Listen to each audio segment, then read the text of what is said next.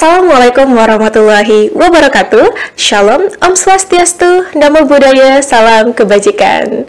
Selamat datang dalam podcast Bijak, Bincang Pajak bersama dengan saya Wina.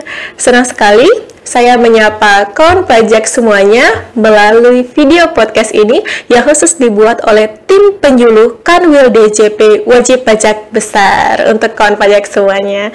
Kawan pajak, saat ini saya sudah bersama dengan Mas Rifan, yaitu penyuluh Kanwil DJP Wajib Pajak Besar. Halo Mas Rifan. Halo Mbak Wina dan kawan pajak semuanya. Bagaimana kabarnya hari ini, Mas?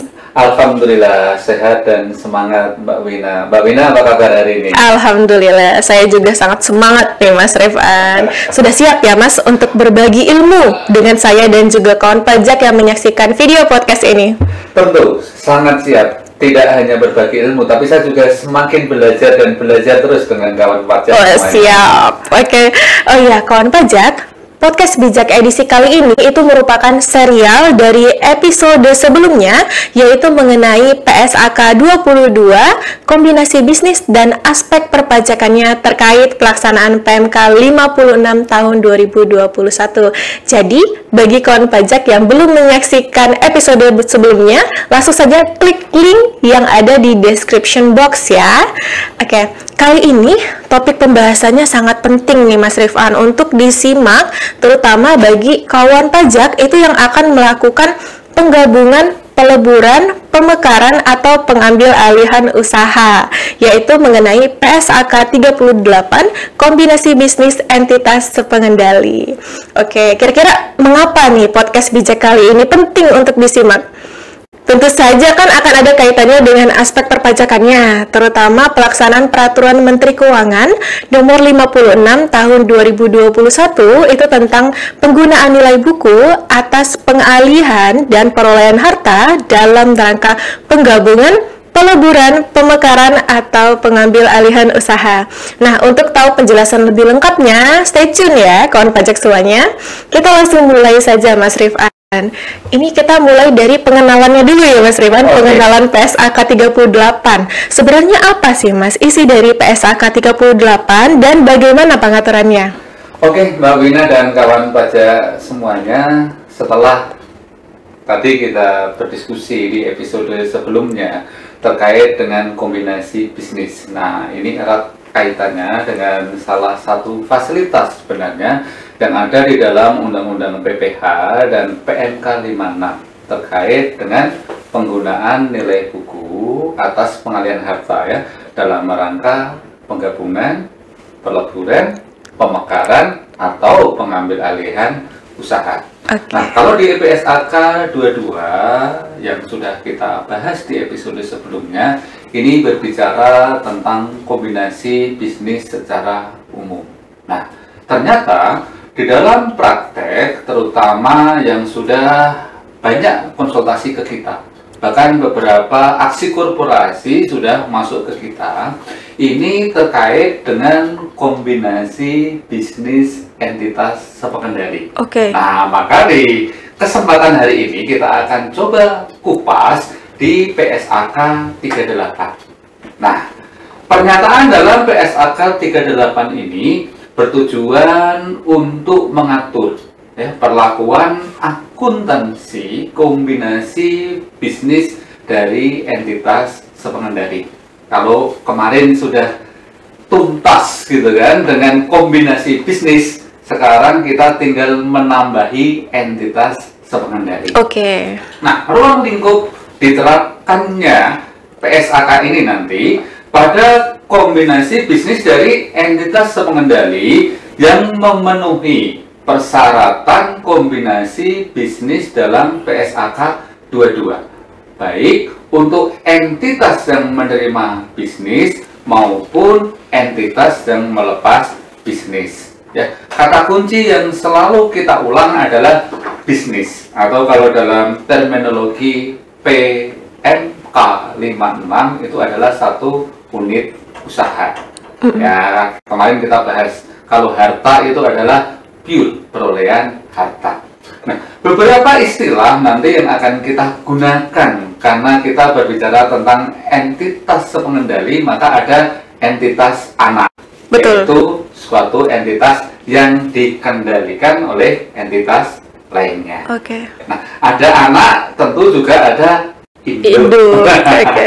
Nah, entitas induk ini adalah suatu entitas yang mengendalikan ya satu atau lebih entitas. Oke, jadi bisa lebih dari satu ya? Bisa juga, Mbak Wina. Nah, sementara kalau kita sudah berbicara ada entitas anak, ada entitas induk, kita sekarang sudah mulai berbicara tentang entitas sepengendali. Nah, di sini dia entitas yang secara langsung atau tidak langsung. Nah, tidak langsung itu seperti apa? Bisa melalui satu atau lebih perantara, gitu kan?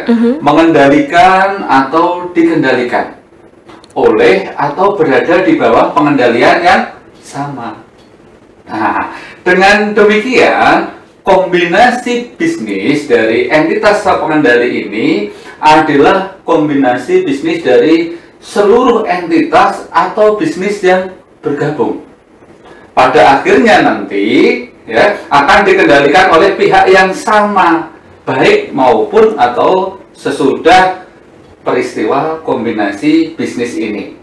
Nah, selain itu, kalau kita berbicara tentang pengendalian itu sendiri adalah entitas induk mengendalikan anak ketika entitas induk ini terekspos atau memiliki hak atau imbal hasil variabel dari keterlibatannya dengan entitas anak.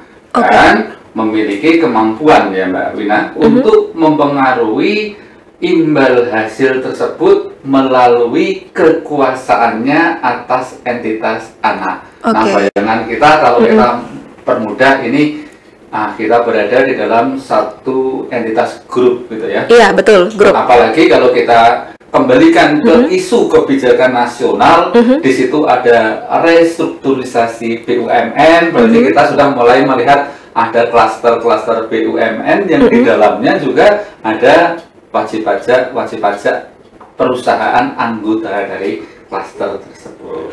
Oke, betul. Jadi kalau di episode sebelumnya itu mengenai PSAK 22 itu mengatur perlakuan akuntansi atas kombinasi bisnis, ini kurang lebih sama gitu ya Mas untuk PSAK 38. Cuma tadi ada kata kunci yang disampaikan oleh Mas Rifan, yaitu entitas sepengendali sebagai pembedanya gitu ya. Mas Rifan, sifat transaksi kombinasi dari bisnis entitas sepengendali ini kira-kira seperti apa gambarannya Mas Rifan? Oke, Mbak Wina dan kawan pajak, ini penting sekali ya ketika kita sudah mengetahui nanti sifatnya, sehingga ada treatment pengaturan khusus, nanti kita tidak kaget di sana. Iya. Nah, transaksi kombinasi bisnis antara entitas pengendali ya, baik berupa pengalihan bisnis yang dilakukan dalam rangka reorganisasi, penataan ulang ya, entitas-entitas yang berada dalam satu kelompok usaha yang sama. Nah, bukan merupakan perubahan kepemilikan dalam arti substansi ekonomi. Jadi kalau dari sisi ekonomik gitu kan, ini nggak ada perubahan. Kepemilikannya sama. Yang mungkin perubahan-perubahan itu terjadi secara legal saja ketika terjadi restrukturisasi. Nah, sehingga transaksi tersebut tidak dapat menimbulkan laba atau rugi. Ya, istilahnya kalau ada transaksi di dalam grup yang sama, itu transaksi internal grup sehingga nggak memunculkan laba rugi di dalam grup. Di dalam grup, ya, karena satu grup gitu ya, Mas Rifan. Contoh-contohnya Mbak Wina dan kawan pajak semua dari transaksi sepengendali ini seperti apa? Nah, ini bisa kita lihat jika ada entitas induk misalnya memindahkan sebagian aset neto dari entitas anak menjadi aset entitas induk. Misalkan nih, dalam rangka restrukturisasi suatu perusahaan gitu kan, ada divisi pemasaran yang akan di-handle oleh induk gitu kan, dipindah ke sana. Nah, bisa juga perubahan dalam bentuk hukum kepemilikan atas aset neto, tetapi tidak menyebabkan perubahan substansi ekonomi kepemilikan aset neto tersebut. Itu gimana, Mas Rifan? Ya, jadi kalau kita ceritakan tadi ada peristiwa hukum, misalkan spin-off, ya, pemisahan usaha tadi. Pemisahan usaha dari anak A, ya, unit tertentu di spin-off dipindah ke unit B.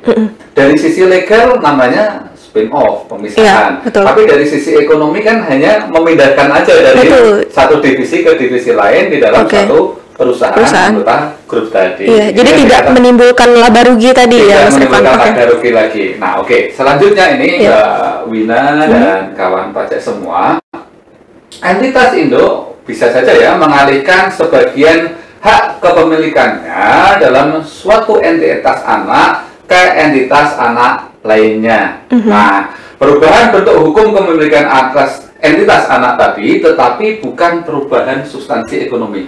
Ini kalau kita buat contoh di dalam kejadian lapangan itu kan, ketika mungkin ada restrukturisasi, kemudian akan dibentuk subholding tertentu, sehingga ditata ulang, anak-anak perusahaan ini akan dikelompokkan.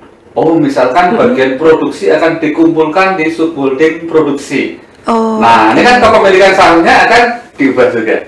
Nah, ya. Kita lanjut lagi, Mbak Wina dan kawan pajak sekalian. Nah, bisa juga entitas induk menukar kepemilikan atas sebagian aset neto dalam entitas anak yang dimilikinya dengan saham tambahan yang diterbitkan oleh entitas anak lain yang tidak dimiliki sepenuhnya. Sehingga apa? Sehingga kepemilikan entitas anak dalam entitas anak lain tersebut akan bertambah. Sedangkan persentase kepemilikan pemegang saham non pengendali dalam entitas anak tersebut berkurang. Ya, ini mirip kalau restru itu tuh akibat dari pengambil alihan kepemilikan atau saham yang dimiliki Mbak Wina. Nah, dalam hal ini, walaupun bentuk hukum kepemilikan aset neto dalam entitas anak berubah dari milik langsung entitas induk menjadi entitas anak lain, ya, mudahnya kalau kita sering diskusi dengan kawan pajak itu ada pergeseran dari anak ke cucu, gitu kan? Nah, seperti itu. Tetapi tidak terjadi perubahan substansi ekonomi karena kepemilikan aset neto tersebut. Nah, berhubung transaksi kombinasi bisnis entitas sepengendali tidak mengakibatkan adanya perubahan substansi ekonomi kepemilikan atas bisnis yang dipertukarkan tadi, maka transaksi tersebut diakui pada jumlah tercatat. Nah, kata-kata diakui dengan jumlah tercatat nanti akan relevan kalau kita berbicara PMK 56 yang namanya nilai buku. Nah, berdasarkan metode penyatuan kepemilikan atau pooling of interest. Oh, I see. Jadi yang dimaksud dalam kombinasi bisnis entitas sepengendali ini adalah pengalihan bisnis yang dilakukan dalam rangka reorganisasi, gitu ya, Mas Rifan? Iya, reorganisasi entitas-entitas yang berada dalam suatu kelompok usaha yang sama. Kalau tidak mengubah substansi ekonomi, berarti bagaimana, Mas, untuk pencatatan kombinasi dari bisnis sepengendali ini? Baik, pencatatan ini sangat penting seperti yang kita kupas agak dalam mengenai di penerapan PSAK 22 terkait kombinasi bisnis secara umum tidak entitas pengendali.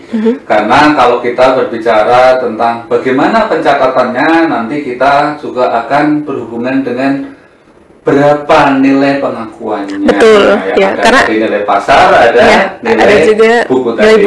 Dan ada beberapa ketentuan yang memang harus diikuti oleh entitas yang melakukan proses atau transaksi kombinasi bisnis ini. Nah, disebabkan tadi transaksi kombinasi bisnis antar entitas sepengendali tidak mengakibatkan adanya perubahan substansi ekonomi atas kepemilikan dari bisnis yang dipertukarkan tadi, maka transaksi ini akan dicatat sebesar nilai tercatat. Ini kita tekankan terus. Berarti PSAK 38 ini ya, memberikan suatu pengaturan mudahnya jika transaksi entitas pengendali nyatatnya ya sudah sebesar nilai buku sebenarnya. Oke. Nah, nanti tapi isu berikutnya yang muncul nanti kita coba akan diskusikan. Nah, bagaimana mencatatnya? Ini nanti berdasarkan metode penyatuan kepemilikan. Nah, kalau kita berbicara tentang real ketika terjadi suatu proses hukum, tadi dikatakan kan kejadian hukum yang ada di dalam kombinasi bisnis entitas pengendali ini tidak berakibat pada perubahan substansi kepemilikan secara ekonomi. Ya. Maka akan diikuti juga ketentuan-ketentuan yang ada di dalam peraturan perundang-undangan di Indonesia. Ambil contoh ya dalam prakteknya terkait dengan nanti undang-undang PT. Oke. Undang-undang PT. Undang-undang PT ini kan memang mengatur ketika terjadi kombinasi bisnis, tentu masing-masing entitas akan dihitung dengan nilai pasarnya. Nah, padahal tadi harta yang ada di bisnis yang dialihkan akan dicatat sebesar nilai yang tercatat atau nilai buku. Ya. Nah, sehingga timbul pertanyaan, bagaimana nanti perlakuan atas selisihnya? Nah, selisih antara jumlah imbalan yang dialihkan dan jumlah yang tercatat dari setiap transaksi kombinasi bisnis entitas pengendali ini diakui di bagian ekuitas dalam pos tersendiri.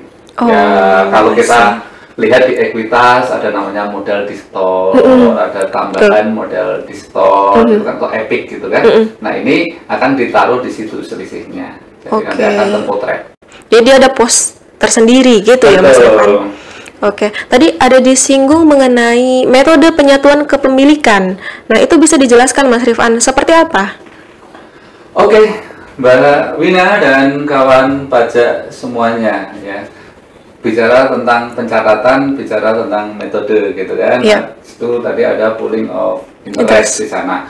Nah, unsur-unsur laporan keuangan untuk periode ya terjadinya kombinasi bisnis dari entitas pengendali dan periode komparatif sajian nanti disajikan seolah-olah penggabungan tersebut telah terjadi sejak awal periode entitas bergabung dalam sepengendalian tadi. Oke, itu bisa dijelaskan lebih lebih sederhana gitu Mas Rifan ya.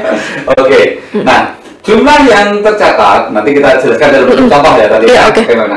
Jumlah tercatat dari unsur-unsur laporan keuangan tersebut merupakan jumlah tercatat dari entitas yang bergabung dalam kombinasi bisnis entitas pengendali. Nanti kita buat contoh di sini. Nah, laporan keuangan entitas ini tidak boleh memasukkan adanya penyatuan kepemilikan tadi, walaupun entitas tersebut adalah salah satu pihak yang terlibat jika penyatuan kepemilikan terjadi pada suatu tanggal setelah akhir periode pelaporan. Nah, ini kita buat contoh dengan transaksi real gitu ya Pak ya. Nah, misalkan ada dua perusahaan yang di bawah pengendalian yang sama. Ya, kita katakan entitas sepengendali. Oke. PTA misalkan akan melakukan pengalihan unit bisnisnya ke PT B. Pemisahan tidak murni, ini namanya spin off. Ketika A ditransfer ke B, ini terjadi secara grup. Nah, kalau kita satukan tadi nilainya, kan tidak pernah ada perubahan. Nilainya sama, in total sama. Tetapi dalam transaksi ini akan ada perubahan dari A ke B. Nah, menyikapi undang-undang PT tadi, misalkan di PT A tadi nilai aset bersih dari unit tadi kita misalkan ada 9 triliun. Nah, menurut undang-undang PT ketika terjadi aksi korporasi kan nilai pasarnya, KJPP-nya 10 triliun. Berarti kan akan menerbitkan saham yang tadi kita katakan 10, ada selisih 1 tadi. Nah, selisih 1 inilah nanti yang akan kita catat sebagai ekuitas lain-lain. Yang pos tersendiri tadi gitu ya Mas Rifan. Oke, baik. Ini sudah mulai hot nih Mas Rifan pembahasannya ya. Jadi tadi kan sudah digambarkan kepada kawan pajak semuanya itu mengenai PSAK 38. Nah, ini karena podcast kita namanya podcast bijak, bincang pajak, tentu saja nanti akan ada kaitannya dengan perpajakan gitu ya Mas Rifan. Nah, jadi korelasi dari PSAK 38 ini nanti dengan PMK 56 itu seperti apa Mas Rifan? Oke. Nah, kalau kita berbicara tentang PMK 56 ini hadir ya Mbak ya, untuk memberikan suatu fasilitas kepada transaksi bisnis entitas pengendali. Iya. Nah, tapi identifikasi dari siapa subjek yang terlibat, kemudian bentuknya seperti apa, nanti akan spesifik ya, diatur di dalam PMK 56. Nah, seperti apa pengaturannya? Yang pertama, ini kalau kita berbicara tentang BUMN, spesifik ya, ada namanya proses pembentukan holding. Di awal kita sudah sebutkan, namanya holdingisasi. Dan juga ada penataan ulang, restrukturasi. Nah, kita coba jelaskan yang pertama dulu. Salah satu bentuk yang diatur di dalam PMK 56 atas contoh kombinasi bisnis entitas pengendali namanya pemekaran usaha. Nah, pemekaran usaha yang dapat menggunakan nilai buku ini adalah pemisahan usaha satu wajib pajak badan dalam negeri. Nah, kita identifikasi dulu, ada wajib pajak badan dalam negeri melakukan pemisahan usaha. Usaha berarti tadi apa? Bisnis tadi. Kalau di dalam PSAK 22 dan 38. Yang modalnya terbagi atas saham dengan cara apa? Mengalihkan harta dan kewajiban. Sama tadi kan, unit bisnis tadi harta dan kewajibannya kepada satu atau lebih wajib pajak badan dalam negeri yang modalnya terbagi atas saham. Spin off kepada wajib pajak PT lainnya gitu kan. Yang dilakukan tanpa membentuk badan usaha baru dan tanpa melikuidasi badan usaha yang lama. Nah, peristiwa pemekaran tadi ya, yang dalam bentuk sehari-hari kita kenal dengan nama pemecahan usaha ini nanti akan dikembalikan ke Undang-Undang PPN dan Undang-Undang PT. Ini secara legalnya tadi. Ada juga pemekaran usaha yang dapat nilai buku ini menggunakan ini adalah suatu rangkaian tindakan ya untuk melakukan pemisahan usaha dua atau lebih wajib pajak badan dalam negeri yang modalnya terbagi atas saham dengan cara apa? Dengan cara mengalihkan harta dan kewajiban dari usaha yang dipisahkan tadi dan menggabungkan usaha yang dipisahkan tadi kepada satu badan usaha. Jadi ada beberapa badan gitu kan, saling memberi gitu kan, harta dan kewajiban unit bisnisnya diberikan kepada satu badan usaha tadi, ya, dan sama tanpa melakukan likuidasi. Pengambil alihan usaha yang dapat menggunakan nilai buku, ya, yaitu pengambil alihan usaha dari wajib pajak badan dalam negeri dengan cara mengalihkan kepemilikan saham, ya, atas wajib pajak badan dalam negeri lainnya yang dimiliki tersebut, ya, kepada wajib pajak badan dalam negeri lainnya.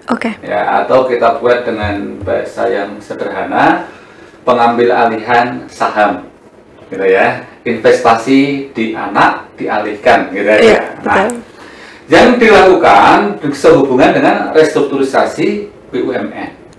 Nah, mengingat konteks diskusi kita kali ini ada terkait dengan kombinasi bisnis entitas pengendali, tentu ada syarat ya untuk membuktikan dia sebagai entitas pengendali tadi. Betul sekali. Yang pertama bisa kita lihat dari kepemilikan saham wajib pajak badan dalam negeri tadi. Nah, berapa besarnya Mbak Vina dan kawan pajak semua? Ya, kepemilikan sahamnya lebih dari 50% dari seluruh saham dengan hak suara yang telah disetor penuh. Jadi ini salah satu indikatornya. Jadi nanti juga akan mempengaruhi keputusan gitu ya Pak? Betul, dia akan mempengaruhi keputusan atau dapat mengendalikan. Nah, bagaimana kalau ternyata tidak memiliki saham 50% lebih? Boleh nggak dia dikatakan dia sepengendali gitu kan? Nah, bisa juga dalam konteks PMK 56 ini, kalau dia mempunyai kemampuan untuk menentukan baik secara langsung maupun tidak langsung ya, dengan cara apapun ya, pengelolaan dan atau kebijakan atas wajib pajak badan dalam negeri lainnya. Oke. Nah, biasanya kalau kita ke kasus real gitu kan, ini didukung dengan kayak bukti hak-hak eksklusif di dalam pengelolaan anak perusahaan tadi. Oke, itu berarti untuk wajib pajak badan dalam negeri gitu ya Mas. Nah bagaimana untuk, kan wajib pajak badan dalam negeri itu kan ada juga yang perseroan terbuka gitu. Nah itu bagaimana Mas Rifan? Iya, kalau kita ada pengambil alihan ya, kalau misalkan kita berbicara tentang saham yang diperdagangkan di bursa gitu kan, dan ya. ini kebetulan ada saham di perusahaan tersebut yang dialihkan. Iya. Tentu dalam hal wajib pajak badan dalam negeri tadi yang diambil alih berbentuk perseroan terbuka, ya, wajib memenuhi ketentuan yang diatur dalam peraturan perundang-undangan di bidang pasar modal. Oke, jadi nanti melihat juga ya Pak ya, di undang-undang pasar modalnya seperti apa gitu ya. Oke. Nah, kita coba lanjut tadi ke kombinasi bisnis transaksi sepengendali dalam konteks PMK 56 dan restrukturisasi BUMN yang boleh menggunakan nilai buku. Iya. Nah, ada persyaratan berikutnya yang harus dipenuhi oleh wajib pajak, yaitu restrukturisasi dilakukan paling lama terhitung sejak awal tahun 2021. Sejak PMK 56 ini berlaku. Iya, berlaku lah ya. Oh, ya, okay. Tahun-tahun berlaku. Oh, tahun berlakunya. Jadi okay. Kalau ada restru yang sudah lama gitu kan, misalkan tahun 2019 gitu kan, berarti dia tidak boleh memanfaatkan fasilitas di PMK 56 ini. Oh sih. Oke. Kemudian ini juga akan jadi catatan penting kaitannya tadi dengan metode pencatatannya. Iya. Karena pengalian harta tidak dapat dilakukan dengan cara jual beli atau tukar menukar. Nah, ini sekarang bagaimana? Kalau ada entitas mengalihkan harta dan liabilitiesnya, tidak boleh dibeli atau ditukar dengan aset yang lain, berarti nanti kita akan berbicara in-bank, kan, kemungkinan diganti dengan saham. Salah satu contoh penerapan dari persyaratan tidak ada tukar menukar dan jual beli. Nah, yang terakhir, restrukturisasi serta pengalian harta. Ada dua isu ya, restrunya dan pengalian harta ini sudah memperoleh persetujuan dari menteri yang menyelenggarakan urusan di bidang pembinaan badan usaha milik negara. Jadi jangan sampai kelewat nih kawan pajak semuanya. Jadi kalau ada kombinasi bisnis entitas sepengendali dalam rangka restru BUMN yang akan memanfaatkan PMK 56 untuk pengambil alihan saham tadi gitu ya Pak ya, jangan lupa untuk meminta surat persetujuan restru dan pengalihan hartanya. Oke, ini catatan penting ya Mas Rifan. Nah, ada juga yang terkait holdingisasi, pembentukan holding. Nah, ini wajib pajak BUMN yang menerima tambahan penyertaan modal negara Republik Indonesia sepanjang tadi ya pemekaran usaha dilakukan terkait dengan pembentukan perusahaan induk atau holding BUMN. Jadi itu bisa saja terjadi ya. Untuk wajib pajak yang melakukan pemisahan usaha, kalau tadi kita sudah diskusikan pengambil alihan, kan ada dua juga pemisahan usaha. Dalam rangka restrukturisasi tadi, maka persyaratan-persyaratan terkait kapan restrukturisasinya, kemudian persetujuan restru dan pengalihan harta, tidak dengan tukar menukar dan jual beli, ini juga melekat dan harus dipenuhi oleh wajib pajak. Nah, berarti hal ini dapat diartikan bahwa dalam rangka restrukturisasi BUMN dianggap ya transaksi terjadi dalam satu lingkup sepengendali BUMN.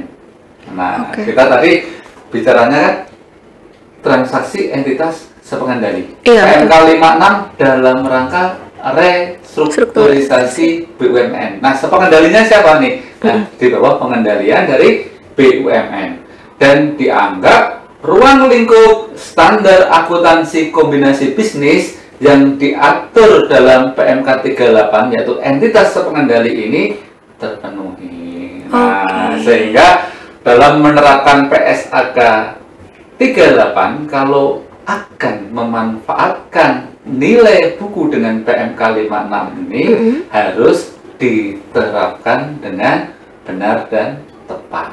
Oke, tadi udah disinggung nilai buku gitu ya Mas Rifan. Bagaimana untuk pengungkapannya dalam laporan keuangan Mas Rifan? Oke, Mbak Wina dan kawan pajak semuanya. Seperti ketika kita berbicara pemanfaatkan nilai buku di episode berikutnya, bahwa salah satu bentuk laporan yang akan dipersyaratkan ke dalam permohonan nilai buku ini adalah laporan keuangan proforma pertanggal efektif, gitu ya, dan laporan keuangan H-1 sebelum tanggal efektif. H-1 itu kan hanya kan tanggal efektifnya, gitu kan, sesuai dengan SAK. Nah, tentu informasi kombinasi bisnis dan penerapan PSAK 38 ini harus direport dalam laporan keuangan. Nah, untuk semua transaksi kombinasi bisnis entitas sepengendali ini, transaksi-transaksi, kejadian-kejadian yang telah terjadi dalam proses kombinasi bisnis entitas pengendali ini akan dilaporkan berupa apa saja. Yang pertama, nama dan penjelasan ya tentang entitas atau bisnis yang berkombinasi. Nah, ini saya yakin yang sudah masuk ke kita ini clear dijelaskan pula. Ini siapa saja yang terlibat, unit bisnisnya apa saja, itu kan ada semua. Kemudian juga penjelasan mengenai hubungan kesepengendalian ya dari entitas-entitas yang bertransaksi dan bahwa hubungan tersebut tidak bersifat sementara. Nah, jadi harus dijelaskan ya Pak, gitu ya, diklarifikasi nih hubungannya tidak sementara gitu ya. Oke, Mbak Wina langsung sip gitu ya. Kemudian juga akan diceritakan tentang tanggal efektif dari transaksi ini. Nah, kemudian juga akan diungkapkan operasi atau kegiatan bisnis yang telah diputuskan ya, misalkan untuk dijual atau dihentikan akibat kombinasi bisnis tersebut. Kemudian akan diceritakan juga kepemilikan entitas ya atau bisnis yang ditransfer serta jenis dan jumlah imbalan yang terjadi. Nah, ini harus. Jadi unit yang ditransfer tadi apa ya? Dimiliki oleh siapa? Imbalannya apa? Karena undang-undang PT tadi kan berdasarkan nilai pasar tadi. Nilai tercatat bisnis yang terkombinasi serta selisih antara nilai pasar tadi ya dengan imbalan yang diberikan, berarti akan memperhitungkan nilai tercatat tadi harus diungkapkan.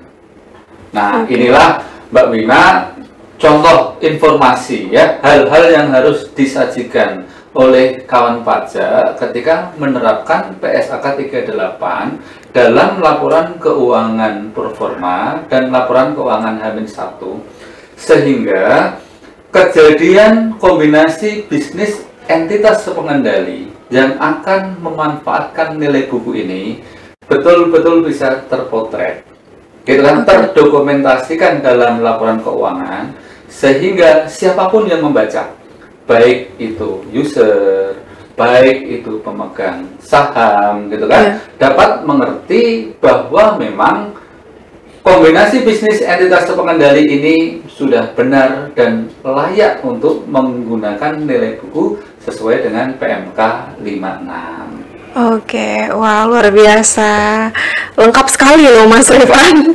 Termasuk tadi diberikan contohnya juga kawan pajak. Terima kasih ya Mas Rifan. Hari ini saya dan kawan pajak yang menyaksikan video ini belajar banyak sekali, terutama mengenai PSAK 38, kombinasi bisnis entitas pengendali, dan juga aspek perpajakannya nih, terkait dengan pelaksanaan Peraturan Menteri Keuangan Nomor 56 Tahun 2021 tentang penggunaan nilai buku atas pengalihan dan perolehan harta dalam rangka penggabungan, peleburan, pemekaran atau pengambil alihan usaha. Nah, sebelum kita tutup Mas Rifan, mungkin Mas Rifan ada yang ingin disampaikan nih, ingin pesan kepada kawan pajak semuanya yang sedang menyaksikan video ini. Bagi kawan pajak semua, khususnya wajib pajak yang berada di kategori kelompok wajib pajak grup gitu kan, atau entitas pengendali kalau kita menggunakan terminologi yang ada di dalam PSAK 38.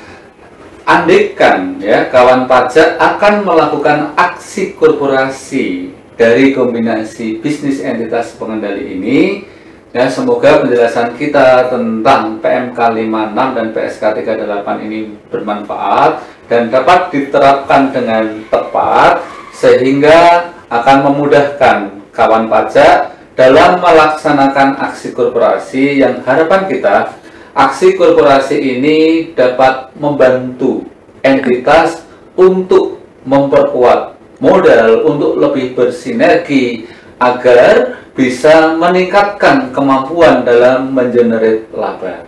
Nah, ujungnya doa terbaik dari kami secara tidak langsung nanti juga akan berkontribusi kepada penerimaan pajak. Oke, terima kasih Mas Rifan. Luar biasa ya, kawan pajak semuanya. Sekali lagi terima kasih ya Mas Rifan atas kehadirannya loh dalam podcast bijak. Dan terima kasih juga kepada kawan pajak yang telah menyaksikan video ini. Don't forget to like, comment, and subscribe channel YouTube ini. Anyway, kawan pajak juga bisa mengajukan usulan nih. Kira-kira tema selanjutnya apa ya yang mau dibahas? Bisa langsung komen, atau juga kawan pajak dapat menghubungi melalui saluran komunikasi kami DJP Wajib Pajak Besar. Semoga dengan menyaksikan video edukasi ini kita dapat sama-sama belajar gitu ya Mas Rifan, untuk menumbuhkan semangat belajar untuk menjadi wajib pajak yang baik, karena pajak kuat Indonesia maju. Saya Wina dan saya Rifan. See you on the next podcast bijak.